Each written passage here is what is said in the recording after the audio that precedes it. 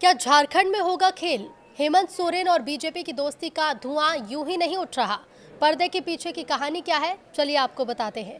नमस्कार, न्यूज़ 18 का digital platform देख रहे हैं आप और मैं हूं आपके साथ ऋतु सिंह।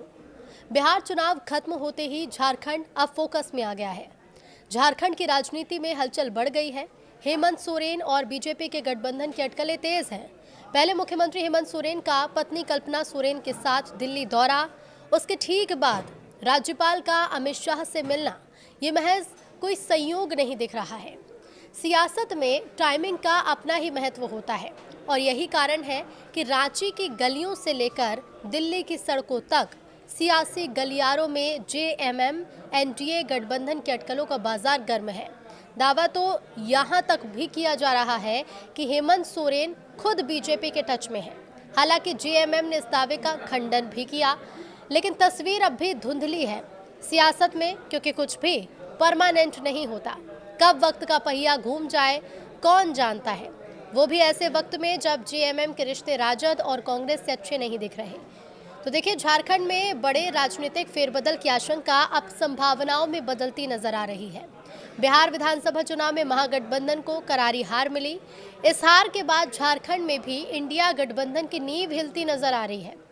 सूत्रों का तो ये दावा है कि जेएमएम की राजद और कांग्रेस से बन भी नहीं रही। अब ऐसे में संभावना ये जताई जा रही है कि हेमंत सोरेन और बीजेपी के बीच नया गठबंधन हो सकता है। सवाल ये भी है कि आखिर जेएमएम और बीजेपी के बीच गठबंधन का धुआं कैसे उठा? क्या सच में हेमंत सोरेन की जेएमएम और बीजेपी मिलकर नई सरकार बना लेंगे? आखिर इंडिया गठबंधन में बात कहाँ बिगड़ी है जिसके चलते इन अटकलों को बल मिला है? तो अटकलों के पीछे की कहानी क्या है, चलिए आपको पर्दे के पीछे की इस कहानी को समझाते हैं। झारखंड विधानसभा में कुल 81 सीट है। बहुमत के लिए 41 विधायकों का समर्थन जरूरी है। वर्तमान में सत्तारूढ़ गठबंधन में जेएमएम के पास 34, कांग्रेस के पास 16, राजद के पास 4 और वामपंथी दलों के 2 विधायक हैं, जो कुल मिलाकर 56 का आंकड़ा बनाता है। लेकिन जेएमएम और बीजेपी प्लस गठबंधन वाला नया समीकरण बनता है तो ये आंकड़ा सीधे 58 पर पहुंच जाता है। अब इसे ऐसे समझिए कि अगर जेएमएम यानी जिनके पास 34 सीट है, बीजेपी के पास 21 सीट, एलजेपीआर के पास 1, एजेएसयू के पास 1 और जेडीयू के पास 1 है और इसके साथ अगर ये जुड़ जाए तो कुल 58 विधायक हो जाएंगे, जो बहुमत से काफ़ी ऊपर हैं और इंडिया गठबंधन से 2 ज़्यादा है। सवाल यह है कि इंडिया गठबंधन में आखिर ऐसा क्या हुआ जो हेमंत सोरेन की जेएमएम और बीजेपी के बीच गठबंधन की अटकलें शुरू हो गई? धुआं उठने की वजह क्या है? पिछले कुछ दिनों से हेमंत सोरेन और उनकी पत्नी कल्पना सोरेन दिल्ली में हैं। सूत्रों का दावा है कि हेमंत सोरेन बीजेपी के टॉप लीडर्स के टच में भी हैं।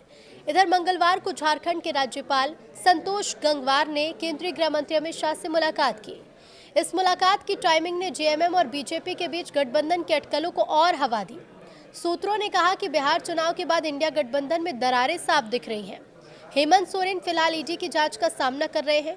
वो जमीन घोटाला मामले में जेल भी जा चुके हैं और अभी जमानत पर हैं। तो झारखंड में कहां से बिगड़ी गठबंधन में बात? तो बिहार विधानसभा चुनाव में हेमंत सोरेन की जेएमएम ने महागठबंधन में 7 सीटों की मांग रखी थी। हेमंत सोरेन अपनी पार्टी के सिंबल पर अपना उम्मीदवार उतारना चाहते थे, लेकिन तेजस्वी यादव ने इस मांग को ठुकरा दिया था। जेएमएम बिहार में चकाई, धमदाहा, कटोरिया, पिरपैती, मनिहारी और जमुई के साथ झारखंड बिहार से सटे बॉर्डर इलाके की एक और सीट चाहती थी, लेकिन मजबूरी में बिहार में गठबंधन टूटा और जेएमएम ने बिहार में महागठबंधन से मुंह मोड़ लिया। तब जेएमएम महासचिव और प्रवक्ता सुप्रियो भट्टाचार्य ने कहा था कि हम राज्य में गठबंधन की भी समीक्षा करेंगे, क्योंकि हर बार विश्वासघात हुआ है। माना यह जा रहा है कि तभी से झारखंड के गठबंधन सरकार में खटास आ गई। तो क्या राजद कांग्रेस की राह जेएमएम से अब अलग हो जाएंगी? तो सूत्रों से मिली जानकारी के मुताबिक हेमंत सोरेन के कैबिनेट में कई ऐसे मौके आए जब एक साथ कैबिनेट हॉल में मौजूद रहने और आमने सामने होने के बाद भी कांग्रेस और राजद के मंत्रियों से हेमंत सोरेन की बात नहीं हुई। इतना ही नहीं, बीते दिनों कई कार्यक्रम या तो कैंसिल हुए हैं या फिर हेमंत सोरेन उसमें उपस्थित ही नहीं रहे। साथ ही मोराबादी मैदान में नियुक्ति पत्र वितरण कार्यक्रम में राजद और कांग्रेस की फोटो न होने से भी गठबंधन में गांठ की खबरों को और बल मिला। साथ ही दुमका में एक कार्यक्रम में राजद और कांग्रेस के मंत्री नदारद दिखे। अब इन सभी चीजों से ऐसा लग रहा है कि झारखंड में खेला होगा। झारखंड में सियासी हलचल से जुड़े 5 कुछ महत्वपूर्ण पॉइंट है जो हम आपको बताते हैं। पहला ये है कि झारखंड में राजनीतिक हलचल मुख्य रूप से विधानसभा चुनाव में महागठबंधन की हार के बाद तेज हुई है।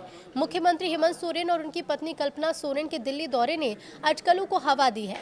दावा किया जा रहा है कि वो बीजेपी के वरिष्ठ नेताओं से संपर्क में है और ये इंडिया गठबंधन में दरार का संकेत दे रहा है।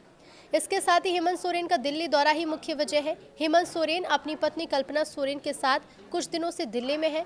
हालांकि जीएमएम ने इसे निजी यात्रा बताया, लेकिन सूत्रों का कहना है कि झारखंड में नए गठबंधन की स्क्रिप्ट लिखी जा रही है।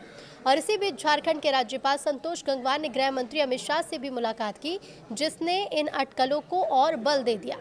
हालांकि इस पर अभी स्पष्ट रूप से कुछ कहा नहीं जा सकता, लेकिन सूत्र ये मानते हैं कि जीएमएम बीजेपी के साथ नया समीकरण बना सकती है, जिससे कुल 58 विधायक हो जाएंगे, यानी जीएमएम के 34, बीजेपी के 21 और अन्य 3। हालांकि जीएमएम ने इन रिपोर्ट्स का खंडन किया है, कहा है कि झारखंड झुकेगा नहीं। अब देखने वाली बात यह है कि आगे क्या होता है। इसके साथ ही एक पॉइंट ये भी है कि झारखंड विधानसभा में कुल 81 सीटें हैं, बहुमत के लिए 41 होनी चाहिए। वर्तमान इंडिया गठबंधन में जीएमएम के 34, कांग्रेस के 16, राजद के 4 और वामपंथियों के 2 विधायक हैं, जाने की कुल 56। अगर जीएमएम बीजेपी के साथ जाती है तो नया गठबंधन 34 + 21 यानी कि और एलजेपीआर एजेएसयू जेडीयू यानी कि कुल 3 सीटें और ऐसे में 58 का आंकड़ा छू सकता है, जो बहुमत से काफ़ी ऊपर है। अगर हेमंत सोरेन बीजेपी से हाथ मिलाते हैं तो झारखंड में सत्ता परिवर्तन हो सकता है, जो कांग्रेस और राजद के लिए एक बड़ा झटका होगा। हालांकि अब ये केवल अटकलें ही हैं, लेकिन इसे लेकर आपका क्या कहना है, हमें कमेंट बॉक्स में ज़रूर बताइए।